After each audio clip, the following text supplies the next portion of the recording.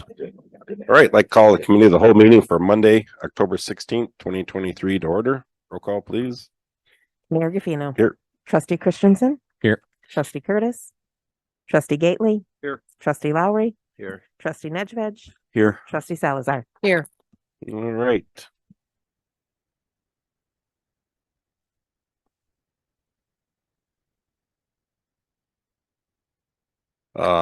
Audience comments. Anybody want to speak right now? Trustee comments. Item 1 under discussion. Steve. Thank you. Item number 1 under discussion is a Class A liquor license request for Ramondo's. Should this move forward, it'll actually be a decrease of Class B and an increase of Class A, because right now they're classified as a B, but upon this submittal, we realized that their size actually makes them a Class A license. So the reason we're here tonight is Ramondo's is changing ownership, and by rule, the liquor license doesn't change. It doesn't transfer automatically to the new owner. So our process is, even though they're an established business and it's staying Ramondo's, it still has to come before the board because it's a new liquor license request. So with that being said, Ramondo's has been in town for many years, so it's in the same location over off of Orchard Road. Technically, the address is off of Kilberry. And in your package, you have all the information about their menu and their layout. And as of right now, they are not looking to have video gaming at this time.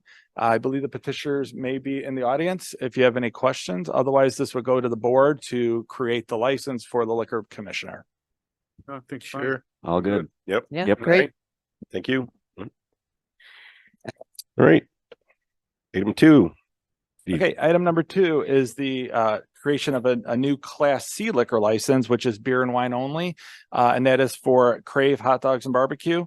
It is a new business that is looking to locate also in that very close vicinity off Orchard Road in that same area. You might have seen some of the notes over the last few weeks, but Crave has a gourmet hot dog menu. It has barbecue. They have axe throwing as entertainment. Crave is looking to do self-pouring, which currently is not allowed under our liquor code, but it is allowed in some towns. We actually, on the next item on the agenda is liquor code updates, and one of them is to talk about self-pour licensing. But in the meantime, we have had self-pour in the past, one time at a hotel, just so it has happened here, and we didn't have any complaints to my knowledge. But as of right now, they're looking for a new liquor license. They would also be looking to do video gaming at some point. As we know, we recently changed our video gaming rules, and it's one machine per every 500 square feet. This establishment is 3,200 square feet, so they would be allowed to have the maximum 6. Crave, I want to say this is located in 22 different states, so it's a chain. And they are here in the audience if you have any questions. Otherwise, once again, this would go to the board for the creation of the liquor license. I think sounds like a Great idea. So yeah. I think it sounds great too. Can't wait till you start. Open up. yeah. All right. Thanks. All right. Item 3, Steve.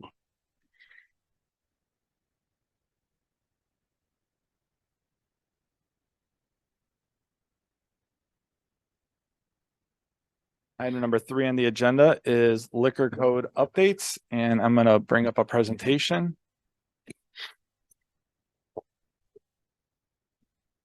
Okay.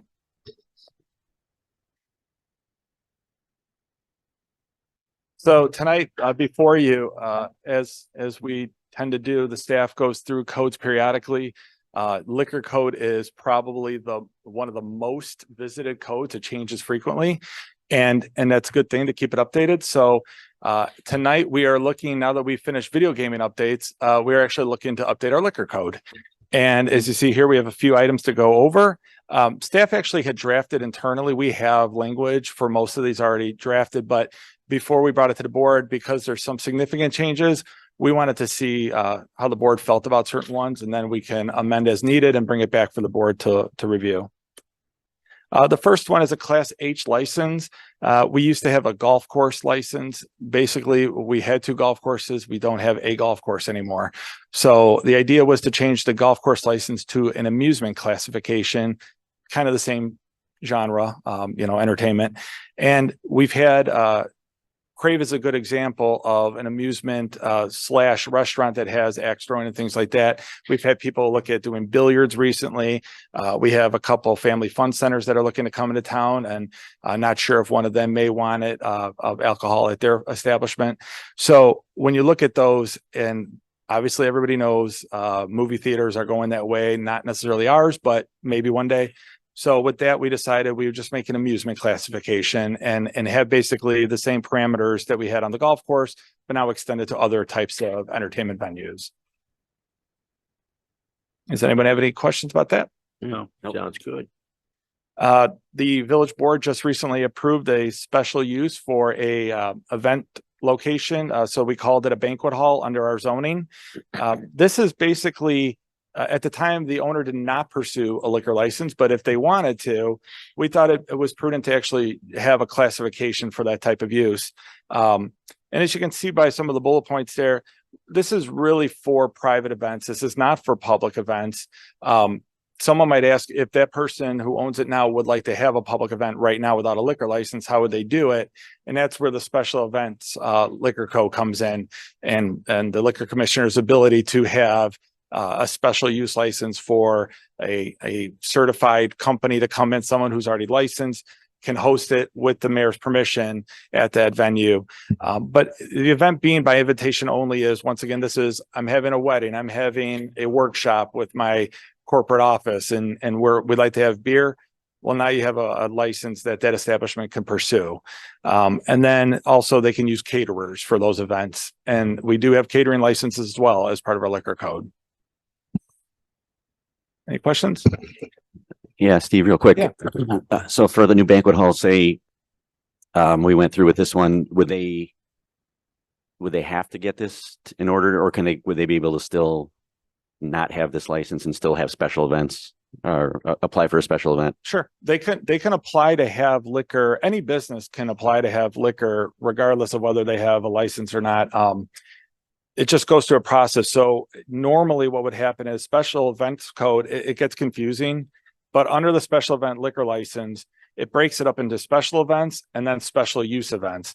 Special events are for community groups and government entities, municipalities, things like that host fundraisers, whatever.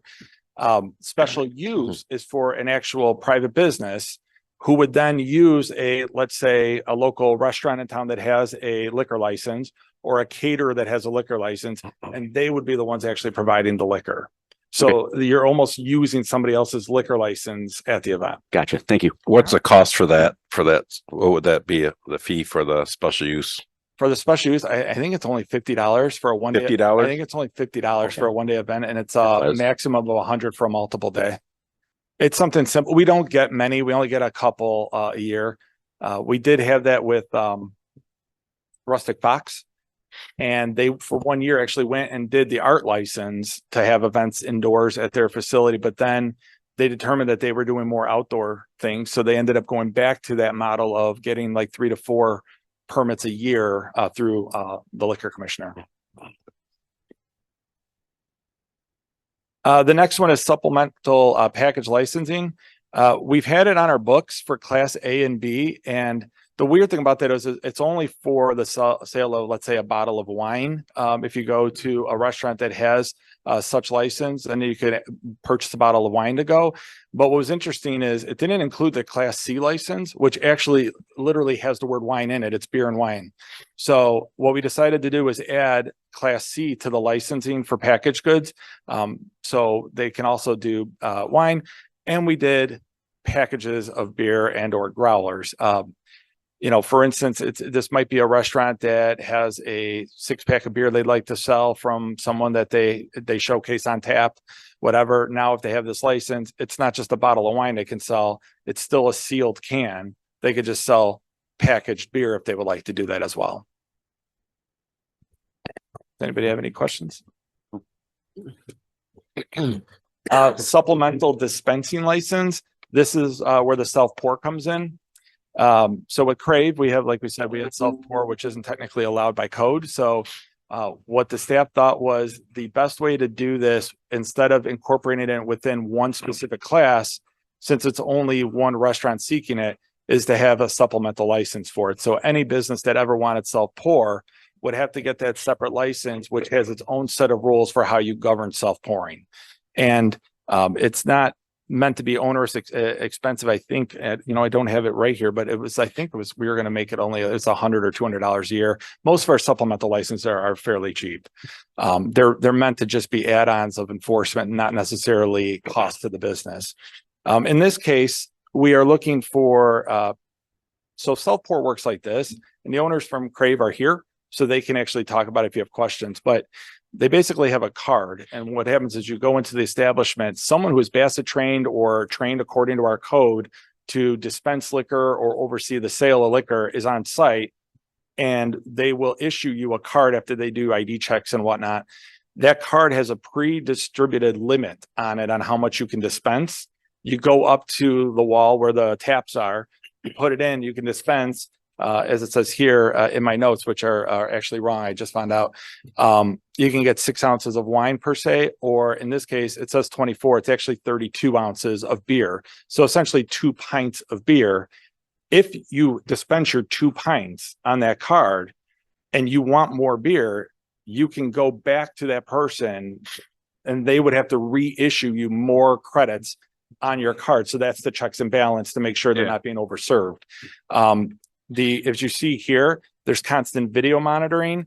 And one of the things that we had talked about, aside from having the attendant on duty, is it's not in here, but in the code, we'd like to have the ability for the liquor commissioner to request that video. Should there ever be a concern, then we say you have to hold that video for 30 days or 60 days, whatever it is. We have the ability to look back at the video and see if that person who was overserved or whatever was being monitored properly. But that would be the self-pour license. And it would be, once again, since it's beer and wine, it would be for A, B, and C, which are all restaurants.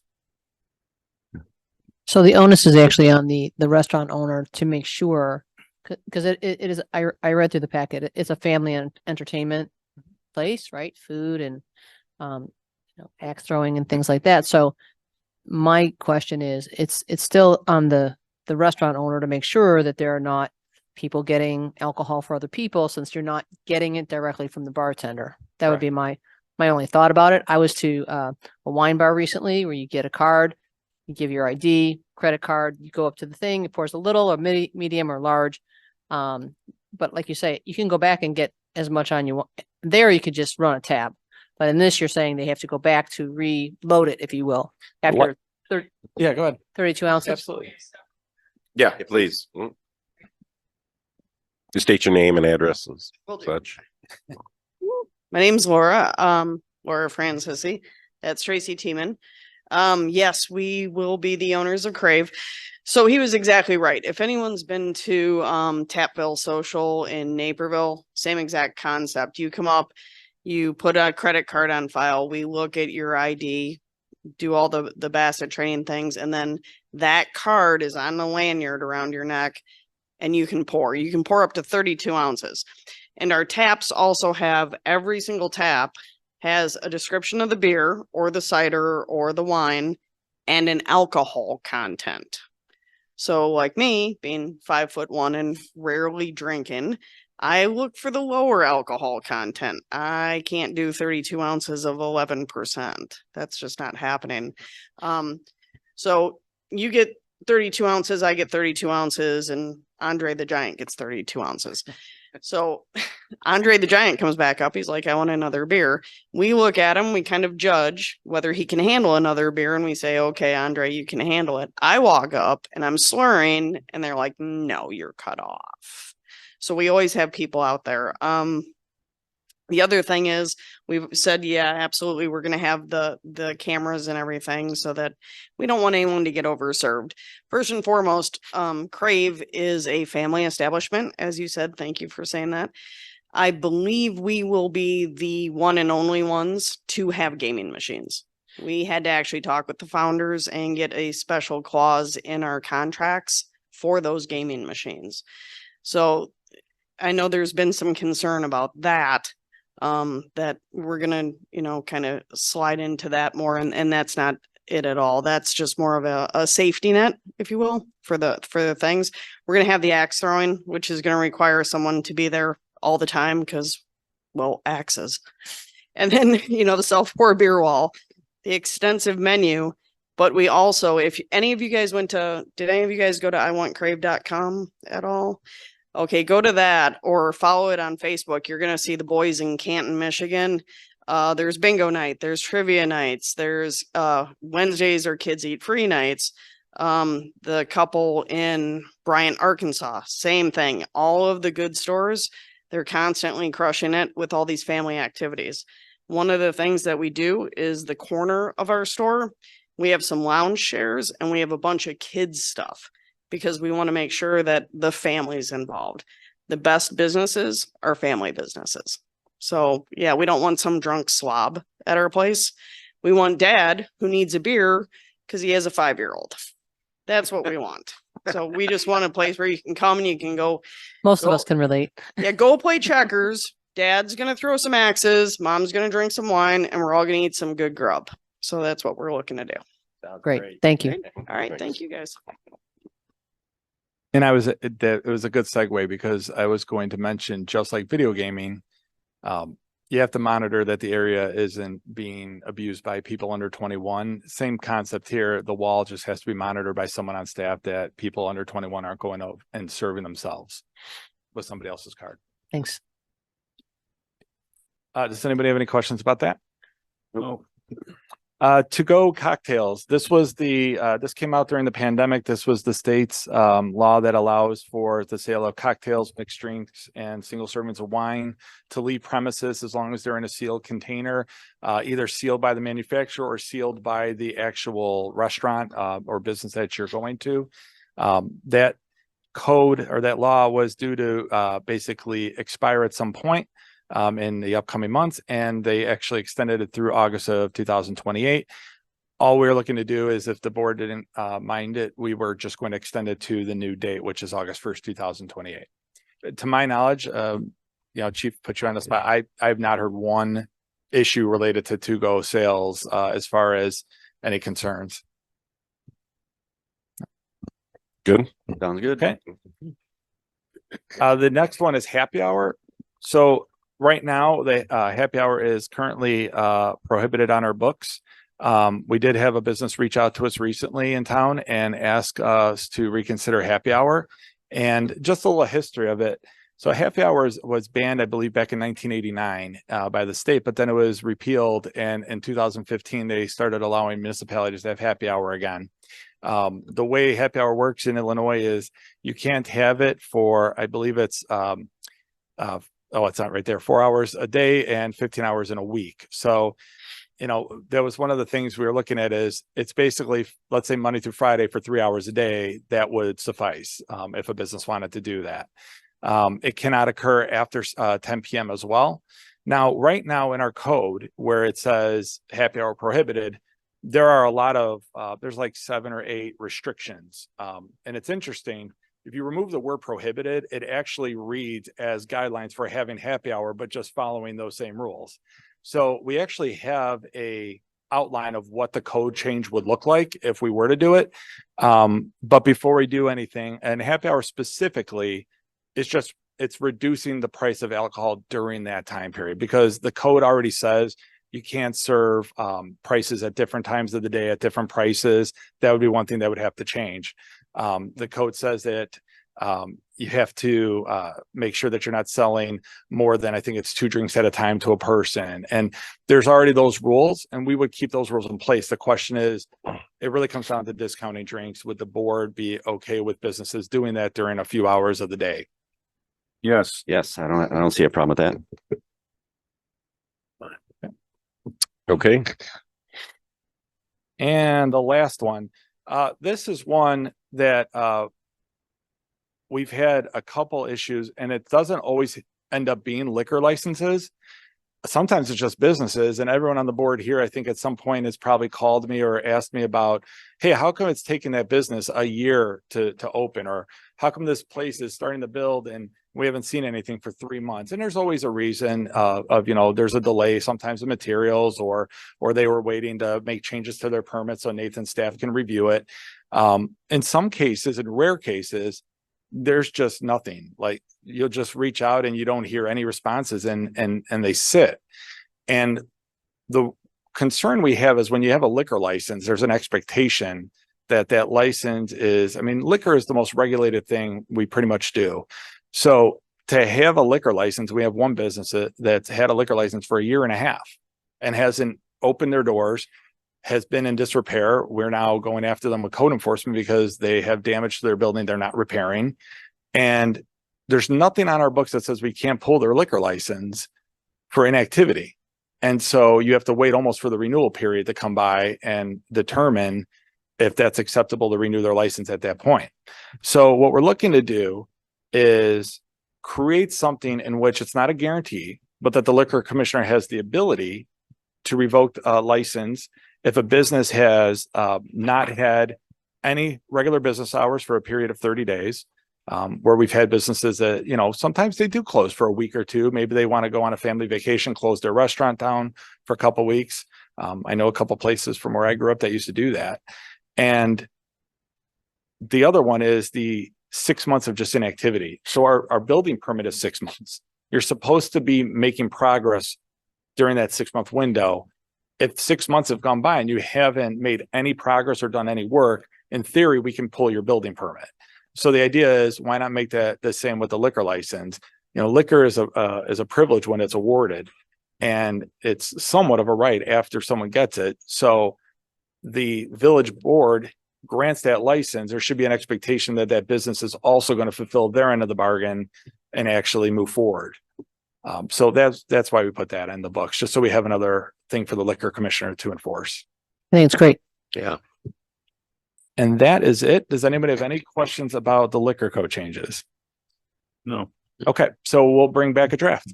Very good. Thank you. Okay, that concludes our discussion. We need a motion to adjourn and go to exec session, and we will not be returning. We have 2 more items. Oh, I'm sorry. You were hopeful. You were very hopeful. Check that. All right. My presentation was that good. All right. All right. All right. So we'll go to item 4. Thank you. Item number 4 is the 2023 tax levy estimate. This is the annual process in which we look at our property tax levy.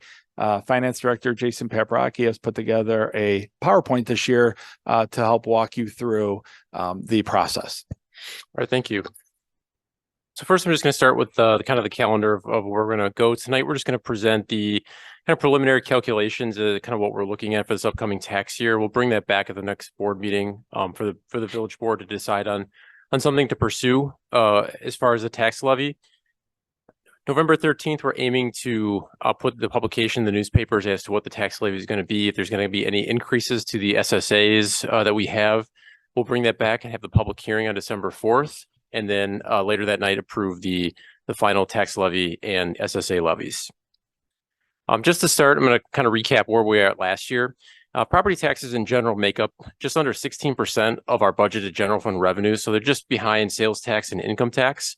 Last year, our total extension was $2,690,016. If you recall from last year, we had, and I'm going to get into CPI here in a minute, we had the option to increase our tax levy up to 5%. We chose 0%, but we did add the value of new construction. So that was roughly $28,500 last year that we added to the tax levy. And then tonight, we're going to be talking about the 2023 tax levy, which will be to fund next year's budget. Just to recap on kind of our statutes that we have to follow, the village is subject to the property tax extension limitation law, or PTEL. Basically, every year we can extend or increase our levy up to either CPI or up to 5%, whichever's less. We can also add the value of new construction that we added to our levy. So it's basically the up to 5% plus new construction is what we can increase our levy by every year. And then you can't defer a PTEL. So if PTEL or if CPI was 5%, we can't say, we're taking 2% this year and maybe we'll just save the rest of it for next year. It's kind of use it or lose it. It's use what you can if you have it in the current year. If not, you just kind of, it goes away and basically kind of never get it back. So I mentioned CPI. Over the last 9 years, not including this current year, CPI has averaged 2.2%. There have been 2 years where the village historically we've kind of taken CPI plus new construction, except for the 2 years in the last 10, which being the 2018 levy, we had the option to do a 2.1% increase, and we forego that and just added new construction. And then last year we had the option to do a 5%, which we forego that and just did the new construction. So the current year CPI for our 23 levy was actually 6.5%. So that would be capped at 5%, should we choose. And then this current year, kind of going into looking at next year's levy, we're at about 3.7%. So we're going to be short of that 5%. These past 2 years, if you look at that chart here that we've had, we're kind of unprecedented to where every year it's kind of been, 1-2%. And all of a sudden we shot up to 7 and 6.5 back-to-back years. But as things are looking right now, we're going to be back under that 5% going into next year. Another huge piece of what makes up the tax levy is our EAV. So we have the King County's estimated EAVs for this upcoming year. They've gone up pretty significant compared to last year, 15.5% increase. So $755 million total EAV for the village. Residential makes up $588 million of that. We saw a pretty big increase in the residential side. And when we're really kind of looking at the numbers, a lot of that is a lot of the new homes over in Lincoln Valley. When they first kind of came on, the final assessments weren't really done on those. So last year they had much lower values, but then now this year, all the final assessments on a lot of those homes are done. So it really shot up that EAV and especially the residential side. And where that's going to kind of make a significant, portion of what we're looking at is as that EAV number goes up, it's going to just lower our tax rate. So we're going to get into that in a little bit too, just kind of how that all, affects everything. Now, I mentioned new construction. We continue to have pretty strong new construction added to the EAV every year. This estimated EAV or new construction is just over $11 million. And what we project that to bring in, just depending on where we're at with our levy, is a little over $40,000 to a little over $43,000 in new money. Should we decide to add the new construction to this year's levy request? Another big piece of it is the police pension. We just had our actuarial evaluation for the current year completed as part of our audit. As a reminder, the village's funding policy is to be 100% funded by 2040. The state requires you to at least be 90% funded by 2040. So we're aiming for the 100% funding. But as we get closer to 2040, basically you start to see that number every year kind of goes up and up because we're just got that's kind of the end date. Should the state do something like, say, push it back to fully funded by 2050, we'd probably see a drop in our contribution again. But then as we got closer to 2050, we'd start to see it kind of creep back up a little bit. But you see that in this year that last year, our recommended contribution was $1.6 million. Now it's up to $1.8 million. So as we get closer to, kind of the end date, we're starting to see that contribution number go up and up. And comparison, you go back 2 years, we were in the $1.4 million. So we've had some pretty significant increases just over these last 2 years as to, what's being required us to get to 100% funded for our police pension plan. There were some items that did, affect that going up this year. I have noted here the investment returns. Our valuation says 6.5% the investment should make. We only hit 4.11% last year. We had one person go on disability retirement. And then also we had some more retirements than expected. When the actuaries put these reports together, they kind of take guesses as to just a normal year. Here's how many people we think will retire on, this year. But whenever you have kind of more, it affects the plan negatively. But whenever you have maybe nobody retire, but they thought maybe somebody would retire, it kind of has the opposite effects and affects it positively. As a result, we're 62% funded this year. As a comparison, we were 63.5% last year. But we also did see an increase in our net pension liability. So it's kind of, these things are going to happen as we get closer to 2040. The numbers are going to start look worse and worse. So, it's going to have a bigger effect on what our levy is each year. So here's just kind of some calculations as to where we, put together kind of what some things would look like. That first line here, our 2022 tax extension. So our extension last year was $2,690,000.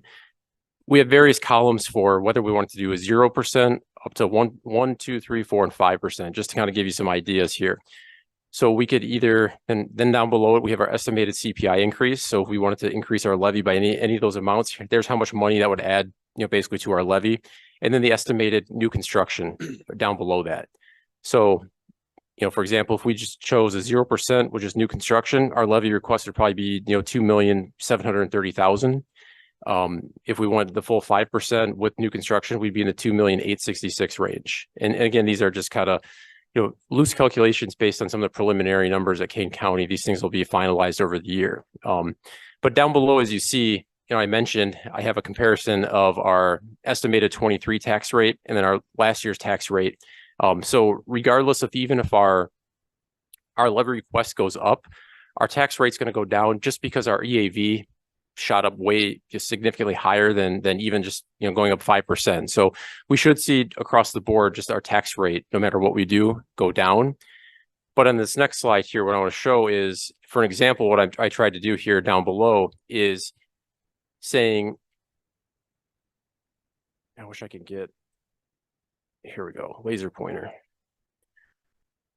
So last year up here, I tried to give an example of somebody's tax bill. Just figure a $300,000 fair cash value house. We take a third of that for our equalized value, back out your home extension, you're going to get taxed on $93,000. So that times last year's tax rate, basically in that scenario, you'd be paying $386 to the village. Now come this year, say that same $300,000 house either went up 5%, 7.5%, 10%, 12.5%. So then the $300,000 fair cash house becomes any of these numbers. We go the same kind of calculation to figure out how much you're going to get taxed on. But based on this new estimated tax rate, there could be a chance that even though our levy went up 5% and our ask went up 5%, if your house only went up maybe 5%, you might actually be paying less money to the village directly. But if your house went up 12.5% and your $300,000 house last year became a $337,000, yeah, then you're going to be paying more money to the village. So basically what it just does is this EAV going up, it just kind of rebalances who pays what essentially. So if you're, whether these houses that got reassessed this year, maybe you had improvements to your house and you got reassessed, you'll probably be seeing a tax increase. But maybe if your house just really didn't go up that much from the past year, you probably wouldn't really see much of a tax increase, even if we asked for more money this year. So it just kind of, like I said, rebalances where the money's coming from essentially. Hey, Jason, I have a question. Mhm. So last year we didn't take a CPI increase, but we took the new construction. Yep. And did it affect our financial standing in any adverse way? No, I mean, last year we had, again, like record sales tax years. A lot of things like income tax, but income tax is, one that's kind of controlled by the state. They can reduce what we did, but a lot of our revenues are at kind of all-time highs. So in that sense, no, last year it didn't affect anything. But again, sales tax, who knows, that's affected by the economy. So if something were to collapse, in a couple of years, it could have an effect, down the road. But just talking last year, no. So my concern is when you take a look at what's happened in the market, real estate wise, values have gone up 20-25% within the past 3 years. I think they've gone up 14 or 15% year over year in the village. So we're seeing our homeowners carrying this burden a little bit more than they would normally be used to. I know my taxes went up. So if we know historically the past year or two that not taking the CPI, but taking the new construction, we already know that values are going up, EAVs are going up. I think we should just keep doing what we're doing. And that's, we're getting everything we need with the new construction. We've got a lot more retail coming in. We've got a lot more new construction. So if we can get by with holding the line and not putting an undue burden on the taxpayers, I think, it didn't affect us last year. And with the EAVs going up, it's making up the difference. Is that what I'm seeing? Yeah, but and like I mentioned, especially when you look at the police pension things going up, you're just taking the value. If we wanted to look at it just this year and said 5% new construction, basically we essentially keep pace with what the police pension contribution is going up for the current year, and then basically all the other revenues fund the rest of the village's operation. So I guess I really look at it more of like just a kind of keeping pace with things, and as mentioned, like kind of that use it or lose it is. But you mentioned something about our pension contribution increasing. If we hold the line, will we still be able to make that additional contribution? Or the full $1.7 million or $8 million. I mean, that'll be for next budget years. This year's is the 1.6. So yeah, I think we're going to make this year's. Yes. Fine, even with the pension contribution, if we just held it at 0 CPI. I mean, we haven't gone through next year's budget yet to figure out how that the new number fits into kind of next year's budget requests and revenue projections. But, for the current year, the levy we put together last year, we had no problem kind of keeping into this budget. Yeah. So Jason, I have a question. Yeah. Under the premise of the 7.5% increase in home value, Mhm. Assuming, some of, like you say, some homes are going to go up some Yeah. more or less, that actually makes the tax burden on the homeowner a little bit less, or basically equal to what it was last year. And my concern is, as you said, with the pension, we didn't increase it last year. We didn't take it. We just took the new construction.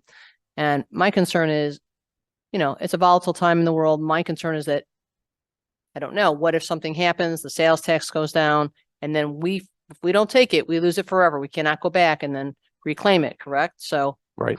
For me, I don't know if it's a full 5%. That's where we're capped at anyway, right? Yeah. Okay. Yeah. We can pick any number up to 5. Yeah. Sure. I mean, I think we should take something, just because that pension contribution, as we get closer to 2040, is becoming more and more. And we were 1.4% less than we were the time before, right? With the contribution. So that's what concerns me. Yeah. I want to make sure that we have that, to make, and that we're not struggling to, fund other things. If we don't take that, and we don't take it now, we lose it. But don't we have, isn't that being offset though by the significant exponential increase in EAVs?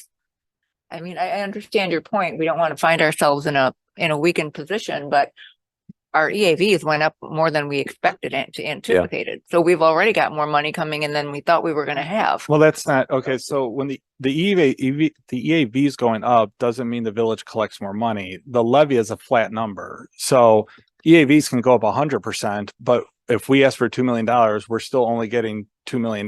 It doesn't go up just because your property value goes up. Doesn't mean that means more tax revenue. So whatever flat number the village asked for is the number we receive. The higher the EAV goes, the lower the rate would go in that case. But the tax rate isn't the actual dollar figure that we're collecting.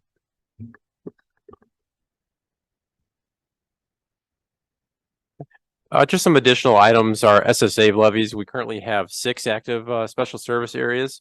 I laid out the amounts that we collect. Just to point out, last year, Waterford Oaks and Willow Lakes, we did increase those levies each $10,000 last year for pond improvements, and then for on the Willow Lakes for fence repairs, repairing that fence along Randall Road. I'm sorry. And then Oak Hill, we're currently looking at that one to see if that needs to be increased for some pond improvements there. Messenger Public Library recently approved their levy. They're going to be looking at a 4.9% total increase. So theirs will go up just under $100,000. So just to kind of summarize and follow up, as I mentioned, other than those 2 years, 2018 and 2022, the village is essentially historically taking CPI plus new construction, but as I mentioned, CPI those years was kind of 1%, 2%, much smaller number those years. And just some things like I mentioned earlier to keep in mind is just the increase in police pension contributions as we get closer to 2040. Just normal salary and benefit increases, whether that's, salary increases, step increases, or insurance going up. Just the cost of goods and services we're seeing was just the village kind of doing business here. Everything seems to be going up. Revenue and uncertainty, as I mentioned, sales tax are right now at unprecedented historical levels for the village, but is that kind of a temporary thing? Is that kind of the new normal? We really don't know yet. We've had a couple really good years, but it's still kind of an unknown for us. And then capital funding, really, we're going to be talking about a public works building here next, but just making sure that we have enough money to kind of keep those road programs going, keep our facilities going, build new facilities if need be. So really we're looking for some feedback as to, kind of where to go on the tax levy, whether it's, I think at a minimum, our recommendation would at least be the new construction, but as far as the CPI, we want to get feedback on that. And if I could, the reason we left it open to feedback and not a recommendation this year is to Trustee Curtis's point, the village is doing well financially. But given the police pension issues, the real concern too is the public works building. It's the next thing on the list. The years that we've had the increased revenues, they've gone into our capital program. So right now we have an annual transfer, and we'll get more into that on the next item on the agenda. The item on the agenda is regarding public works facility. So the general fund transfer every year is we budget a certain amount because we've seen unprecedentedly high numbers in sales tax. And that helps offset costs in the capital fund. One of the things that we've seen is in the bids that we're getting back for village projects. We're seeing in times lower bidders. In the case of this is the first time in the tree program that we've ever gone out to proposals that I can remember only getting one back, and we had to reject that one. So, I mean, usually there was multiple companies that were bidding on these projects. And what we're seeing in the capital projects, Tanner's Trail Storm Sewer project that just came back in a bid, engineering estimate was about half of what the bids came back in at. And so that's the concern, is that extra money when we do, receive it, it goes typically into our capital fund and at times in our police pension fund to help bring the funding percentage up. So the only concern with keeping things level is, yes, we can afford to do it, but at some point, if revenues start to drop, then you're not actually putting money towards other things and you have to plan them out for longer at times.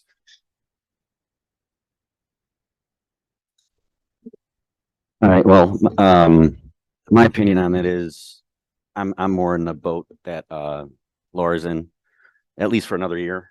I think we just recently increased our water rates a little bit.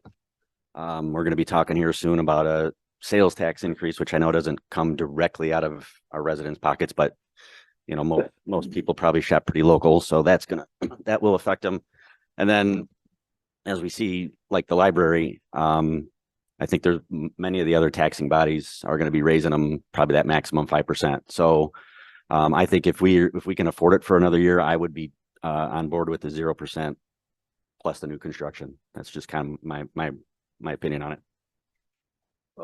What are the thoughts on the impact of doing what Laura and Todd are suggesting and not utilizing the CPI in terms of the new construction on our new utility building?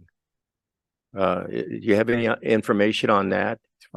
Would that negatively impact it if we don't? So, like I said before, I think this year, and Jason, I think our sales tax revenue so far this year, and it's only been, our fiscal year's only been a few months. So we're only into like the fifth month of ours. So far, sales tax revenues have been coming back pretty solid. So, for this year, we should be fine. And hopefully there will be some more money that we can put into our capital fund. Right now, that general fund transfer that we do every year, we budget is $600,000. And that's only, we never used to do that, but we've had these unprecedentedly high sales tax. And so we started putting that money aside and then moving it to the capital fund to help the projects in the capital fund. The capital fund revenues that we receive annually typically are just from the 0.5% non-home rule sales tax on sales tax. So that's a 0.5% additional to the 1% that the village gets already from the state. That 1% goes into the general fund. So we get the 0.5% non-home rule sales tax, which is not on cars. And we get all of our utility taxes. So gas and electric and telecom. Telecom got moved over to general fund a few years ago. Gas and electric are the only ones left. So those together, the gas, the electric, and the non-home rule sales tax typically is anywhere from $2 to $2.5 million of revenue a year. Our road program is typically anywhere from 1.5 to 2.5 million a year. So it does enough to at least maintain the roads, which is why historically the board, what we've done is the village has put extra money into the capital fund for things like the Tanner Trail Storm Sewer project, which is a multi-million-dollar project that wasn't accounted for because it wasn't a project that we thought we'd have to do for 40 more years. So we just build up that reserve for those types of projects and they pop up periodically. The water fund, as Trustee Nedved had mentioned, we are increasing our water rates. That is absolutely true. And that is to prop up the water fund so that we can do water towers and things like that, because the water tower went from like a $3 million project to potentially now a $6 or $7 million project. So those are things that we're saving for. So yes, the answer to your question is, what would it do in the long run if revenues start to drop? That transfer starts to shrink. And eventually, if it goes away, then all you're doing is essentially funding the road program each year with maybe a little extra money. So what you do is you have to stretch out your road program, not do as many roads each year. But we're not near there yet. That's just the long-term effect if we start to eat into that. Now, where the public works building comes in is part of our funding options that we're going to discuss tonight is using that general fund transfer. All $600,000 we put aside from the general fund every year and we transfer the capital. would go to the annual debt payment of the building. So there is a concern that if we use that 600,000 towards the building, you're now taking that ability out of the general fund to absorb any revenue loss. And just so I'm clear, this levy is for, right, taxes are paid in arrears. So the next time we would have the opportunity to get any increase would be those taxes that are paid in 2025, correct? Right. Because you pay them in arrears, Basically this time next year, yeah. Th- for the this time following next year. right? Thank you. And just based what I'm looking at here, and I'm going to assume, and maybe I shouldn't assume, but wherever we end up here with, our consensus is, I don't think we're going to go up 5%, right? So for every 1%, it looks like we're going to add about 27 grand in revenue. Is that what I'm seeing here? For every 1% we would raise the CPI. Yeah, roughly, yep.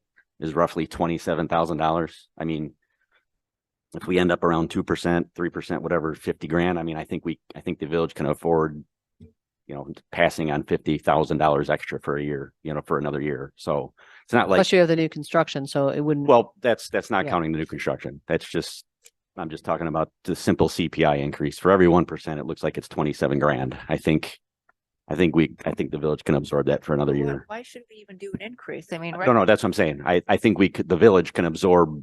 we can absorb it, but the other thing we need to take into account is the economy as a whole. I mean, we've got record high inflation. Right. Anything we can do to That's- maintain I have- costs for our residents. that's my our point. responsibility to hold the line if we can. Right. So that's what I'm saying is I think holding it at 0% is my vote. And because again, if we decide to go 1 or 2%, it's only raising an extra 27 or 50 grand for the village. And I don't think that's a big hit, quite honestly.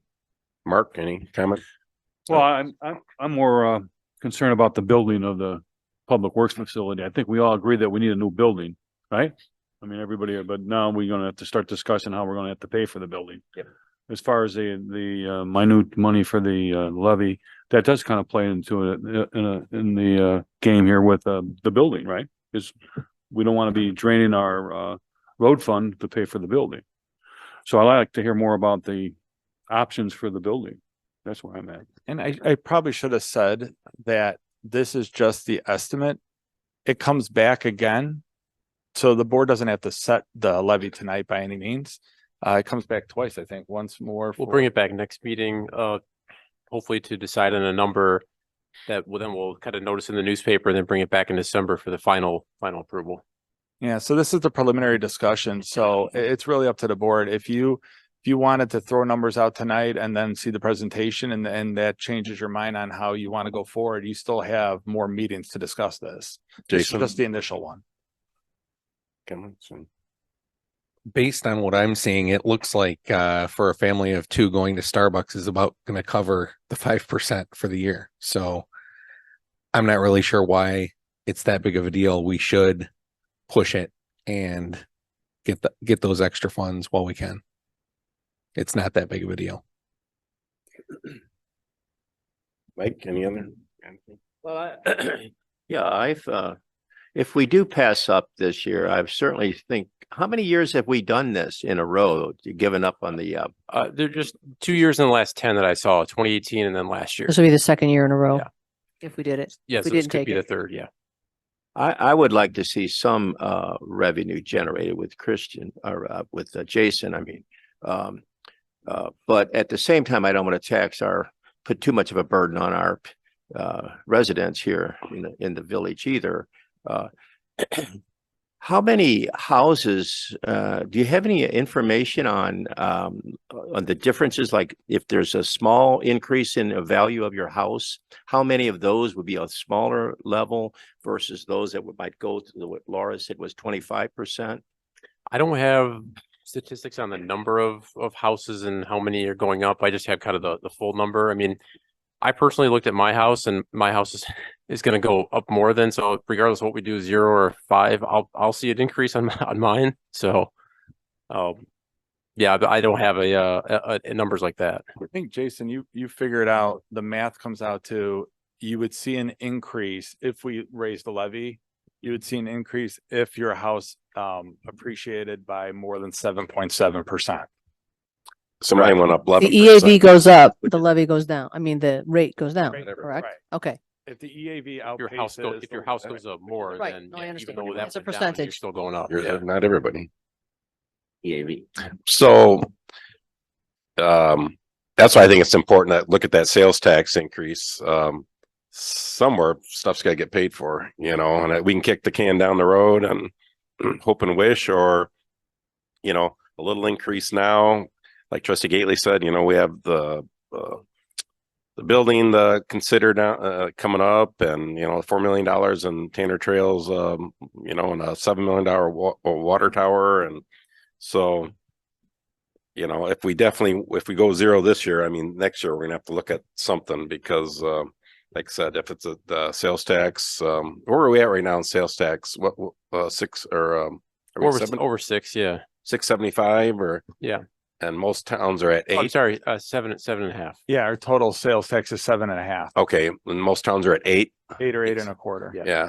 So that way you have outside people on the outside at least helping paying the freight versus the property owners. So that's some good discussion. Yeah. Anything else from us, Steve, or? No, like I said, at this point, Jason, do you need a number, or do you want to go back to the next meeting and just have that discussion then? I think we'd have the discussion, since we're going to have the next one, and we just kind of see how they both kind of play together.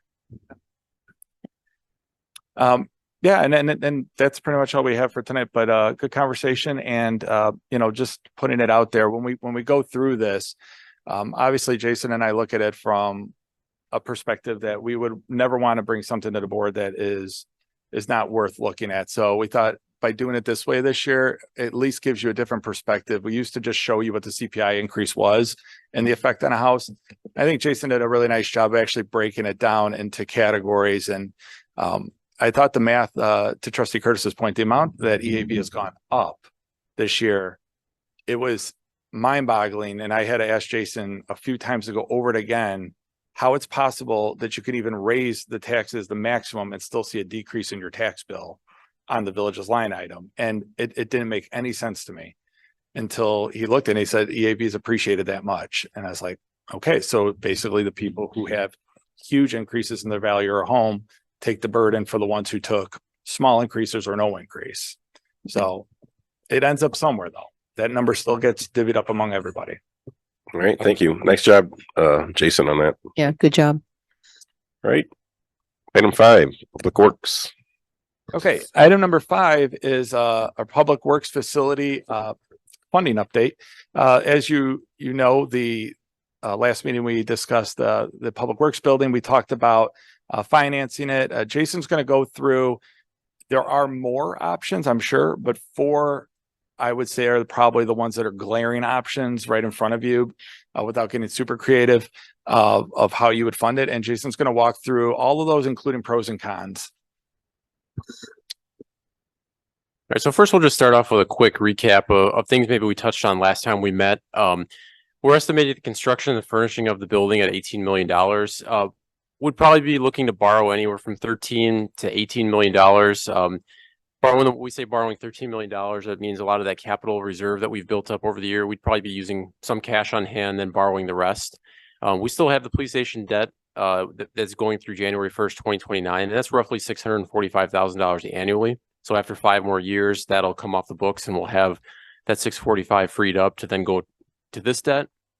And then on the capital fund, a lot of the money that comes in is either our 0.5% non-home rule tax, which is about $1.4 million annually, gas and electric utility tax, which gets us about $600,000 annually, and then we have some miscellaneous, impact fees, investment income, and other little things that kind of get us roughly $250 every year. Sometimes it's a little more, sometimes a little less. A lot of it's just project, driven. If we have a large building permit go out that year, it'll be a little bit more. If there's not a whole lot going on, it's going to be less, but it averages out about $250 each year. So the first thing we want to talk about is, or we'll call it option 1, is just paying the debt with our current revenues. So what this would look like essentially is we'd borrow $13 million over 20 years. We'd use $5 million of capital reserve. The $600,000 general fund transfer that we talk about would essentially become a debt payment. And the way we kind of structure this debt, you see here in this chart here, is the blue being the public works debt, the orange being the current police station debt. We'd really, those first 5 years that we're still paying that police department debt, we'd almost be paying like interest only on this new debt. Just saying that for these first 5 years, we're going to try to reduce our debt payment as much as we can, interest only. That $600,000 general fund capital transfer essentially becomes an interest payment going to that new debt until the old debt's gone. Then basically once that, after 5 years, once that police station debt is off the books, that $600,000 capital fund transfer plus that 645 from the police department essentially becomes our new public works department debt. So that's kind of how we're looking to, we'd structure that if we want to just say we're not doing anything other than just current revenues we have, and we're just kind of make it work. Obviously, the pros for that is there's no new taxes or no fees we'd be proposing for it. One of the cons would be, if we ever saw some decreases in our revenues, then obviously that'd be much harder for us to kind of fit a $1.4 million debt payment annually into the budget. And then obviously a 20-year debt schedule. I mean, debt right now is fairly expensive. I mean, we're probably looking at interest rates in the 5% range. So talking about borrowing money, that amount of money for 20 years at 5% is going to be pretty expensive. The second option we talk about is a non-home rule sales tax referendum.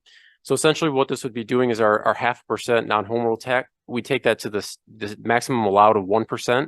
So our sales tax rate would go from 7.5% to 8%. I think as we mentioned earlier, most of the people around us, I think I counted basically 4 of our surrounding towns have 8%. 2 have 8.25%, and 1 has 8.5%. But some of them also have higher rates if they have business districts or anything like that, for much higher. But their general rates are in that 8 to 8.25% range. This would give us, an additional $1.4 million annually each year in new revenue. And in this term, we'd say because of that new money coming in just from from that new referendum, we'd shorten that to about a 15-year debt repayment schedule, and we'd probably borrow the full $18 million and just leave our capital reserves there for, road programs or any other kind of village facility upgrades we need. So basically, as you see in the chart here, the debt for the public works building just becomes as flat as possible over the next 15 years. We keep our police station debt, the general fund pays it. We keep our $600,000 capital transfer, and basically just that new $1.4 million that we're getting from this sales tax increase would go to just cover the annual cost of the debt every year. Just to kind of lay out what would need to happen if we're looking to do that. The village board would review the referendum question later this year, hopefully November. The village board, if they chose, would approve the referendum question in November-December meeting. We would need to get that to the county by January of next year. The election would be held in March. If approved, the sales tax rate would the approval would get sent to the Department of Revenue. That would be effective July 1st, and then we'd start receiving any new money come October of next year. So we're almost a year off of basically if we wanted to follow this path of when we actually get any new money in the doors. Some pros for that is obviously, as I mentioned, we'd be shorting it from a 15-year to a 20, or from a 20-year to a 15-year, and saving money on interest. Limits our general funds dependency on revenue, so all those sales tax, other revenues are still there for the various services we provide. And the residents would only account for a portion of the new revenue. So obviously, any non-residents who live nearby would be coming into town. They would take the brunt of any of the new money sales tax. So we're not just hitting just residents; it'd be anybody coming to do business here within town. Cons obviously we'd be raising taxes. The referendum may fail. So if we decided to go through with this, and this was our path forward, and the referendum failed, we kind of be back to square one, looking for other ways to fund this debt if we wanted to do it. The opportunity only occurs when an election. So, we kind of have to pick our moment to say, here's when we want to do it, because if not, we'd have to wait for another election cycle. So we could be another year and a half, 2 years off of kind of restarting things.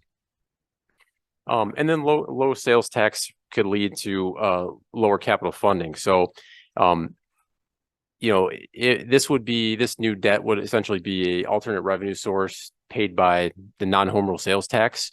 But if we all of a sudden saw the economy was going down a little bit, and that non-home rule sales tax number started dipping a little bit, since we pledged that money to pay for the debt would kind of come first, then anything left over would be for capital. So, there might be a point where less is for capital, more is for debt if that money starts to dry up a little bit. The third thing we want to talk about is just utility tax. So this would basically be our natural gas, our electric, and our telecommunication tax. So if we raise those to the maximum allowable amounts, that could give us an extra $450,000 annually. Our rates are on the lower side compared to a lot of our surrounding areas. A lot of those are either at the maximum rates or pretty close to it. So this would kind of put us in line with a lot of our comparables. In this scenario, essentially what we'd be looking at is any of that new money plus the $600,000 general fund transfer would essentially become our annual debt payment for this new debt. Obviously, the pros is we don't have to go to referendum or anything for this. It's just the village decides, could pass an ordinance saying, here's what our new tax rates are. We have more control over what we want to do. Obviously, the con is it increases taxes for our residents. We'd still be probably on that 20-year debt schedule. So again, 5% debt currently. But we also always have the opportunity, if rates ever drop, to refinance that debt and get it lower rate. But as we're currently looking at it, debt's expensive. As we mentioned, it removes a portion of that annual general fund transfer to capital. So that kind of gets used to pay for debt now rather than putting money into capital to kind of keep our road program going. And then the weather affects the revenue. So kind of giving estimates at how much it would get. But if we had a very mild winter and the gas money didn't really come in that much because people didn't have to use the gas, or we had a very mild summer, cool summer, and electricity, people weren't using their air conditioning. It's just very fluctuates a lot based on just how the weather is. And sometimes there could be good years, sometimes there could be bad years. We don't really have like a set amount that's be coming in each year. And then the final thing we wanted to just talk about is basically similar to maybe what the fire district did, is just going, what if we wanted to go general obligation bond referendum and just say, we want to put out there a question that should the village borrow money and add it to the tax levy to basically pay for the new building. If we wanted to borrow the full $18 million over 20 years, basically a $300,000 house to kind of raise enough money to pay for annual interest, principal and interest, we'd be looking at $180 to each person's tax bill if you had a $300,000 house. Pros here would be the flexibility on a maturity length. As I mentioned, a 20-year. If we wanted to do since it's all going to the tax levy and it's not anything with current village revenues, if we wanted to shorten a little bit to a 15-year, obviously it'd be more money for the people paying the taxes, but we'd have some flexibility here on how we wanted to structure the debt. And it doesn't affect current revenues because it'd all be paid by basically new money coming in the door. It doesn't affect any of our current operations. Again, a con is the referendum may fail. We might not be able to get enough votes to actually issue the bonds this way. The opportunity only when the elections occur. So we have to kind of pick our spot of when we wanted to do that. And then again, the residents and the businesses take all the burden, like all of the money that gets raised for the principal and interest goes straight to their tax bill, and they kind of have to pay for that. So these are just some various things we're thinking, and maybe get some feedback as to the way forward. So I just say real quick that obviously, as we're moving forward with the project right now, the intent is if we move forward, we would automatically be doing option one, assuming that that's our only funding source right now, without a referendum, would be to fund it internally. So that is our current plan to fund the building is option one. Just want to Could you put put that that out there. back on the screen? Option one, please. Yep. Thank you.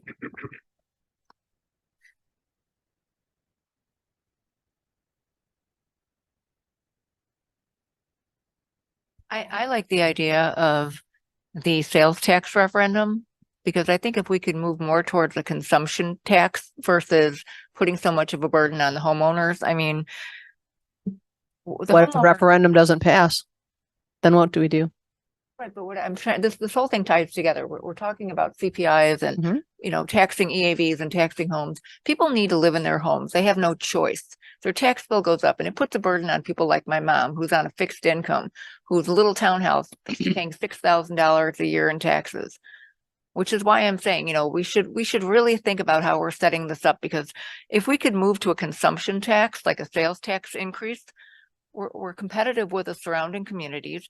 We're spreading the taxation out beyond our borders. People can choose how much to consume. They can't choose, I can't choose to not pay my property taxes. I'll be homeless. So there's a lot of thought that I want us to put in this, because I think out of all the options, the only one that makes the most sense economically is the sales tax, because we would see an increase in revenue projected at $1.4 million, which blows the lid off of what we get from increasing the property taxes. My only concern with this is, we are trending away towards people shopping, people are shopping more online. And that might be a little bit of a concern down the line, but I would rather see, let's lessen the burden on our homeowners. Let's spread it out beyond our borders and let people choose how much they want to consume, i.e. how much tax they want to pay.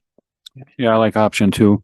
I think it's the way to go. And I think it'll pass. I don't think we'll have any. No, I agree with you, Laura. I do. And I guess my fear is we should think about, if the referendum doesn't pass, then where are we? And comes back to taking the levy as well. So that's what my only fear is, that, and as you say, a lot of people shop online. They don't go to the brick and mortar here in the village as much as they used to. So I'm absolutely in agreement that I would rather spread it out and have a consumption tax.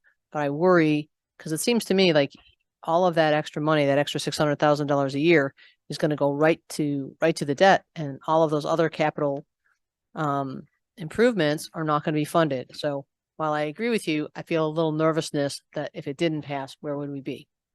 Well, the fire district passed theirs, and I didn't think that was going to pass, and that was by a landslide. All 212 votes. I'm just saying, Yes, it did. I mean, they went out for a larger referenda, and I'm just saying that if it's pronounced, if we do the referendum properly and explain it, I think that's a good route to go. That's my perspective. I agree. Option 2.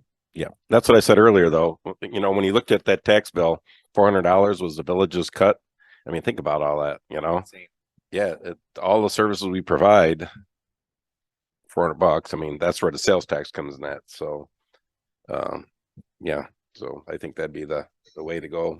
Also, Can we cut the library off? yeah, I mean, the library and I think the school, they're correct me if I'm wrong, didn't they go to the max to the school district also? So pretty much everybody did except us. Right, and that's I'm where not sure about that's the schools. I know the library because we have to pass their. Oh, okay. and that's my opinion. That's why part of my opinion on the CPI is it might only cost our residents an extra $20 or whatever it is, but it's going to cost them an extra $20 for the library, an extra $20 Easily, for the county, for the park district, for the school district. Right. Now it's not just $20 anymore. Right. So It's if we 200. can, if we can reduce any part of that to our homeowners, I think we like we I owe said, them that. Outsiders help support. Yep. So I had a couple questions on the sales tax. I'm definitely for that. The 1.4 million, what's that estimated base? What's that based off of? So that's based off of what our current, so we have we currently get a 0.5% basically. So I just kind of double what our current one is. Yeah. assuming that everything's Assuming robust, it'll and be everything's 1.4. like Yeah. it I mean, is. it's, I was going to say, it's and been in the 1.3 to 1.5. So we're just calling it right in the middle. right, and It's that's yeah. assuming that that's going to stay level. I mean, Yeah. one of the cons is it could go down, but Yeah. one of the pros is what we're hoping is it's going to go up. So that 1.4 million very likely could be even more than that for the next 15 That's years. true. So It'd be more tolerable to the resident. It also doesn't touch the transfer we do annually right now to the capital fund. So even if it dipped like 100,000 or 200,000, you'd still have that transfer into the capital. right. And then my second question is, if the referendum was to fail, are we able to come back the next election cycle and try again? I believe so. Yeah. Yes, you can. I mean, Yes, indeed. maybe Yes, you half can. a percent doesn't pass, but maybe then we can You're propose a you quarter have to look percent at or it as something like it's going that. to pass. I understand. I'm just saying, what if, right? So, yeah, I'm Yes, on. indeed. The answer to the question is yes. Okay, I'm on board with that sales tax. Way it's sold too, Well, that's it. Yeah. Or Trying to do explain. I this shouldn't say instead of sold. raising Explain. all of your utility taxes. Right. Yeah. Utility tax the same way. Well, I would rather do a Everybody sales else. tax than a Okay, utility tax. it's simple. I first got on this board, we had 14,000 people. Now we're at what, almost 19,000 people? So we grew 5,000 people. So there's 5,000 people, then roads have to be repaired. We have to snow plow. We have to do all this maintenance on the roads. We need a bigger building, period. And that's what I would tell to my neighbors. And this is the cost of doing business. They need a new building. And this is what this money's for. And it does spread it across more than the residents who just live in the village. It's those Correct. who come in. The North Aurora Auto Mall. I mean, how many people in a given month can be North Aurora residents? Some, I'm sure. but they come from all over to go there. So it's dispersed. It's not just the residents. So But, and then again, maybe another reason why we can say, hey, we're not going to raise your property tax this year. You know, so, hey, we need help. it's a trade-off, right? Yep. It's a trade-off. That's a Yeah, selling I point. mean, in perspective, it's 50 cents for every $100 you spend. Mm. All right, anything else from us? Wait, No, you're right. Yeah. it's like, He's like, what's that math? I did the math and Jason and I had talked about it, but even I looked at Jason one more time and say, I want to make sure I have this 100% right. It's 50 cents for $100. Yep. Are we good then? Do you need any more info on that? Yeah, based on that, so I assume for the next levy discussion, are we bringing back a number for that at 0 or 1 or 2%, or are we just coming forward? This we have direction on, and yes, the answer was the fallback would be option 1. If it doesn't get approved, we can always redo the sales tax referendum at a later time and try again if we want to. That would be mine. That would be my That's about choice. CPI though? You're right. Yeah, Is that what you're asking? Do you want to just are we bringing CPI? I thought we were back? bringing it back. Yeah. Bring it back open Yeah. like that. Yeah, we can do that. Or based whatever. on this We can conversation think now. about it a little longer. And, Yeah. That's fine. Now. Wait a minute, are we doing item 4 again? Glasses Nope. on, there you go. There you go. So now I need a motion to adjourn, go to executive Motion to session, adjourn into Second. exec session. and we will not be returning. All in favor, say aye. Aye. Opposed, the same. Okay. Have a good evening, whoever's not staying.